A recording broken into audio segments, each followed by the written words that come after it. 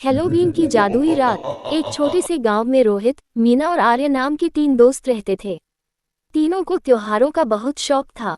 अक्टूबर का महीना चल रहा था और हर जगह एक नए त्योहार की चर्चा थी, हेलोवीन।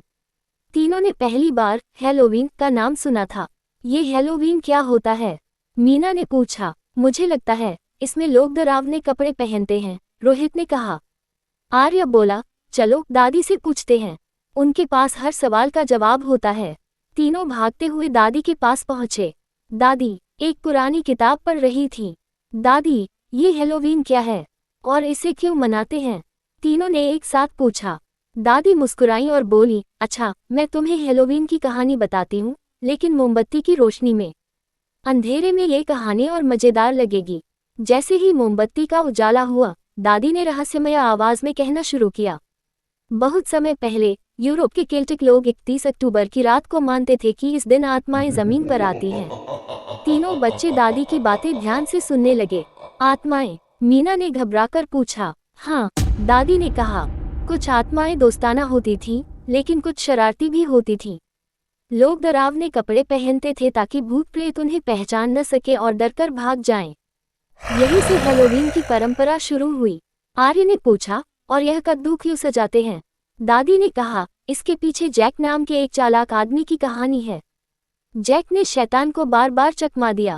उसकी आत्मा को स्वर्ग और नर्क दोनों में कहीं भी जगह नहीं मिली। इसलिए उसने कद्दू में मोमबत्ती जलाकर अपनी राह रोशन की। तब से लोग कद्दू को सजाते हैं। इसे जैक ओ' लैंटर्न कहते हैं। तीनों बच्चों को ये सुनकर बड़ा मजा आया। तो हेलोवीन डर का नहीं, मजे और सीख का त्योहार है, रोहित ने कहा। सही कहा, दादी मुस्कुराई। और बच्चों को मिठाई भी मिलती है। वे ट्रिक और ट्रीट कहकर घर घर जाते हैं। उसी रात बच्चों को एक अजीब सा निमंत्रण मिला। एक कागज पर लिखा था, यदि तुम सच में हेलोवीन मनाना चाहते हो तो कद्दू के खेत में आओ। तीनों बच्चे थोड़े डरे लेकिन उत्साहित भी थे। रात को तीनों टॉर्च और कद्दू लेकर खेत पहुंचे। खेत में अजीब सी चमक थी। अचानक एक बड़ा सा कद्दू हिलने लगा और उसमें से एक जादुई आवाज आई। हेलो बच्चों, क्या तुम जानते हो कि हेलोवीन का असली मतलब क्या है? तीनों ने हिम्मत दिखाते हुए कहा, यह आत्माओं का सम्मान और डर का सामना करने का त्योहार है। कद्दू मुस्कुराया और बोला, सही जवाब। इसके बाद पूरा खेत रोशनी से भर गया। छोटे छोटे कद्दू झूमने लगे और चारों तरफ मिठाइयाँ बिखर गईं। तीनों दोस्तों ने खूब मजा किया और सीखा कि हर त्योहार की अपनी खासियत होती है। शिक्षा। हेलोवीन का मतलब सिर्फ डरावने कपड़े पहनना नहीं है।